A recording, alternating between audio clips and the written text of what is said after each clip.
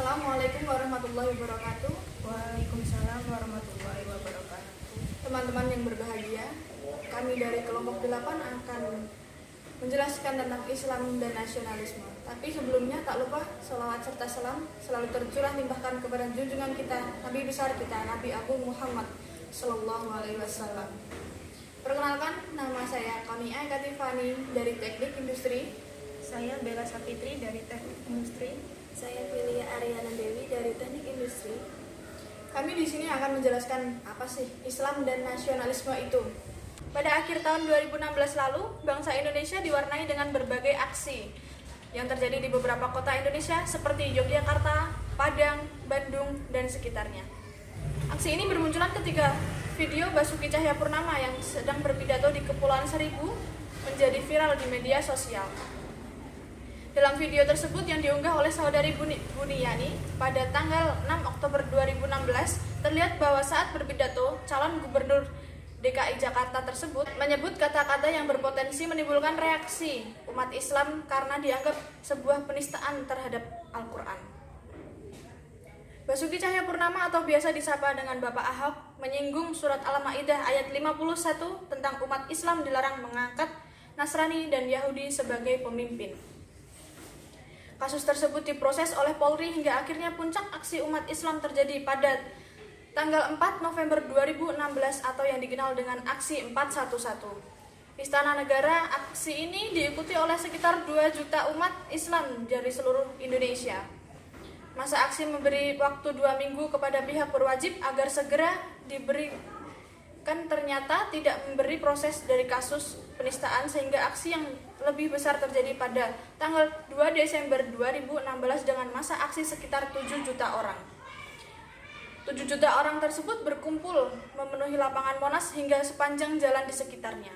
Nasionalisme sendiri adalah sikap politik dari masyarakat suatu bangsa yang mempunyai kesamaan kebudayaan dan wilayah serta kesamaan cita-cita dan tujuan. Dengan itu masyarakat suatu bangsa akan merasakan adanya kesetiaan yang mendalam kepada bangsa itu sendiri. Indonesia adalah negara kepulauan dengan ribuan pulau yang tersebar di seluruh Indonesia dari Sabang hingga Merauke, sehingga menghasilkan masyarakat dengan latar belakang yang berbeda. Nasionalisme merupakan suatu paham yang mengutamakan persatuan dan kebebasan bangsa. Nasionalisme memuat beberapa prinsip yaitu kesatuan, kebebasan, kesamaan, kepribadian, dan prestasi. Nasionalisme juga dapat diartikan sebagai perpaduan dari rasa kebangsaan dan paham kebangsaan. Dengan semangat kebangsaan yang tinggi, kekhawatiran akan terjadinya ancaman terhadap keutuhan bangsa akan dapat terhindarkan.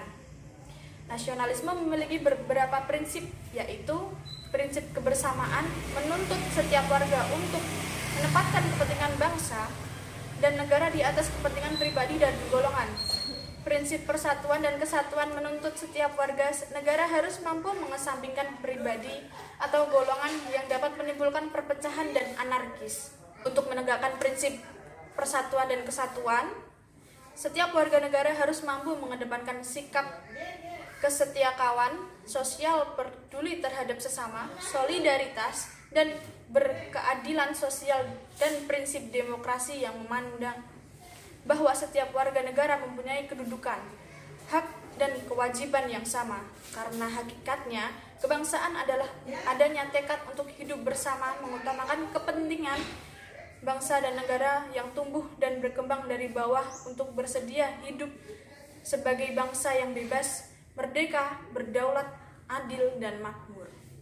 Nasionalisme juga memiliki beberapa kelemahan, yaitu kualitas ikatannya rendah, tidak akan mampu mengikat manusia dalam persatuan umat yang sesungguhnya.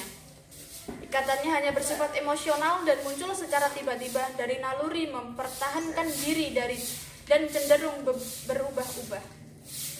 Ikatan ini bersifat temporal, akan meningkat ketika mendapatkan ancaman dari pihak luar. Sebaliknya, pada saat keadaan normal atau aman, penjajah telah pergi, ikatan ini pun ikut pergi. Aksi damai yang melibatkan jutaan umat Islam di akhir tahun 2016 menimbulkan berbagai pro dan kontra. Orang dengan paham nasionalisme tentu mengklaim bahwa umat Islam minim sikap nasionalisme.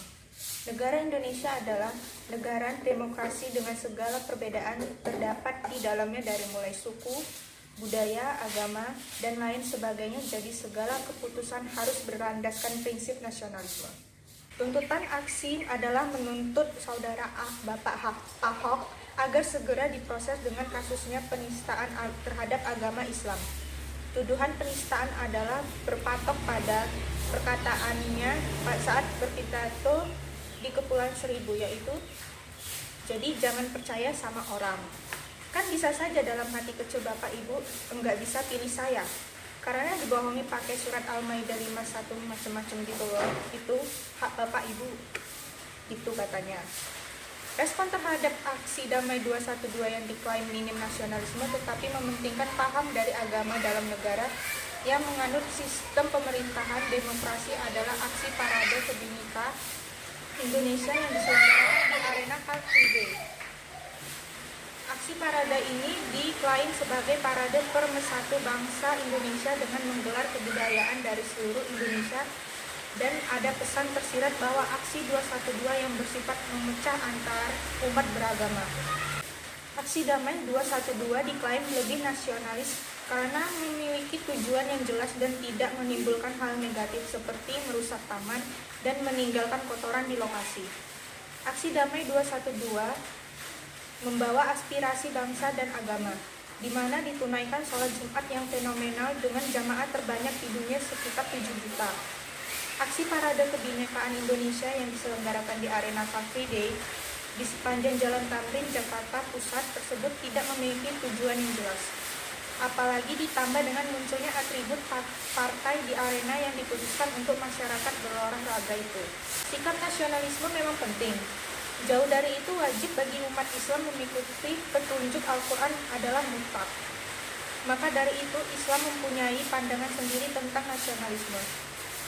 Mungkinkah kita menjadi muslim taat sekaligus nasionalis sejati pada saat yang bersamaan? Jawaban ini sangat tergantung kepada definisi, persepsi dan penghayatan kita atas makna nasionalisme itu sendiri.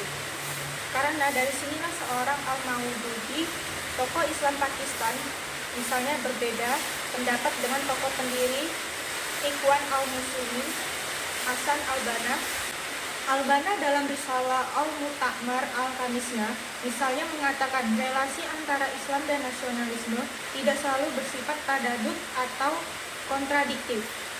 Menjadi muslim yang baik tidak selalu berarti anti-nasionalisme.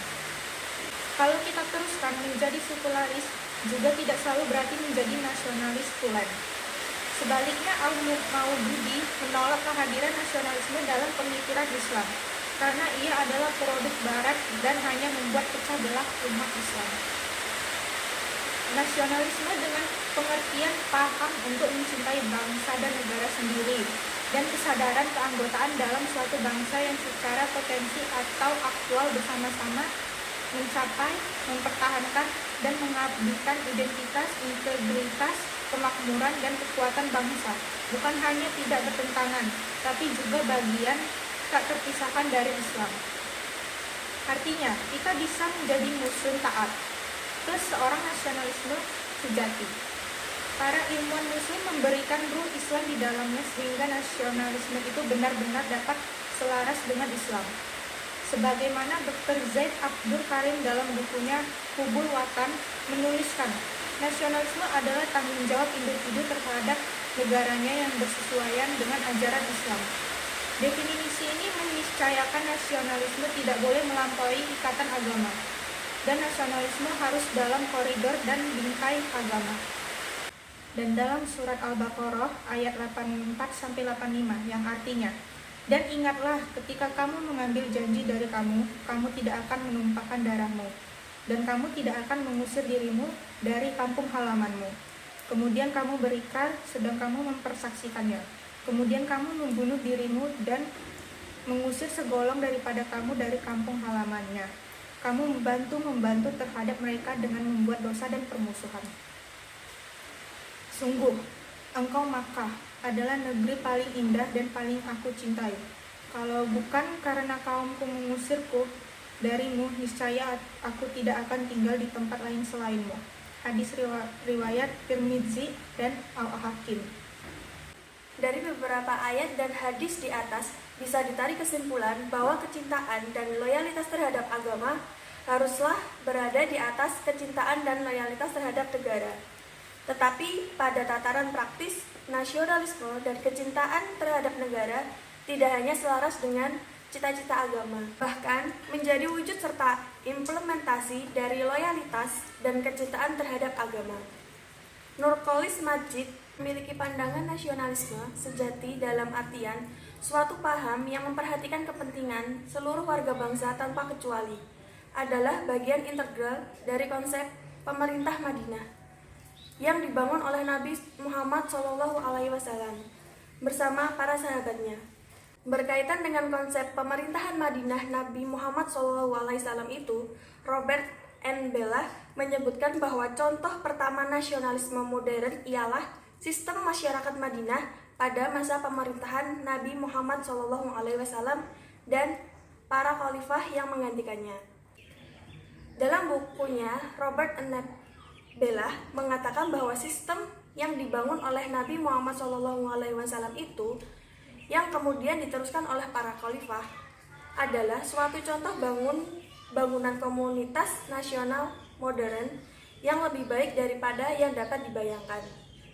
Komunitas itu disebut modern karena adanya keterbukaan bagi partisipasi seluruh anggota masyarakat dan karena adanya kesediaan pemimpin untuk diadakan penilaian berdasarkan kemampuan, bukan berdasarkan pertimbangan kenisbatan atau asriptif seperti perkawanan, kedaerahan, kesukuan, keturunan, kekerabatan, dan sebagainya. Pernyataan lain tentang Islam dan nasionalisme, Ali Muhammad Naqwi secara tegas menyatakan bahwa Islam tidak kompatibel dengan nasionalisme karena keduanya saling berlawanan secara ideologis. Kriteria nasional sebagai basis bangunan komunitas sama sekali ditolak Islam. Basis-basis ini hanya bersifat nasional lokal. Sedangkan Islam mempunyai tujuan kesatuan universal. Selain itu, karena spirit nasionalisme berupa sekularisme yang menghendaki pemisahan tegas antara agama dan politik. Ali Muhammad Naqwi percaya bahwa jika Islam yang berkembang maka nasionalisme akan padam, tetapi juga sebaliknya. Saat nasionalisme bangkit berarti kekalahan Islam. Dari penjelasan di atas, memang sebaiknya umat Islam sebagai orang yang beragama dan sebagai warga negara Indonesia harus memiliki sikap yang baik dalam menyikapi beberapa hal yang kontradiktif antara nasionalisme dan Islam. Dalam Al-Quran surat Al-Maidah ayat 51 yang artinya, hai orang-orang yang beriman, janganlah kamu mengambil orang-orang Yahudi dan Nasrani menjadi pemimpin-pemimpinmu. Sebagian mereka adalah pemimpin bagi sebagian yang lain. Barang siapa di antara kamu yang mengambil mereka menjadi pemimpin, maka sesungguhnya orang itu termasuk golongan mereka. Sesungguhnya Allah tidak memberi petunjuk kepada orang-orang yang zalim. Dalam ayat tersebut, umat Islam perlu memperhatikan agama seorang yang akan memimpin dan sebagai warga negara Indonesia dengan sistem demokrasi. Hal tersebut tidak menjadi masalah. Maka, ketika umat Islam lebih mementingkan atau mendahulukan dalil Al-Quran, itu bukanlah suatu sikap anti-nasionalis, tetapi itu adalah suatu prinsip yang berhak dipegang oleh pemeluknya. Sama halnya dengan ketika di Bali, masyarakat mayoritas Hindu, jika warganya ingin memilih pemimpin yang beragama Hindu, maka itu adalah prinsip mereka. Contoh lain, Papua, yang mayoritas warganya beragama Kristen, maka ketika warganya ingin memilih pemimpin yang beragama Kristen, maka itu juga hak dan prinsip mereka dan bukan sikap anti-nasionalis. Bisa disimpulkan bahwa nasionalisme adalah suatu sikap politik dari masyarakat suatu bangsa yang mempunyai kesamaan kebudayaan dan wilayah serta kesamaan cita-cita dan tujuan.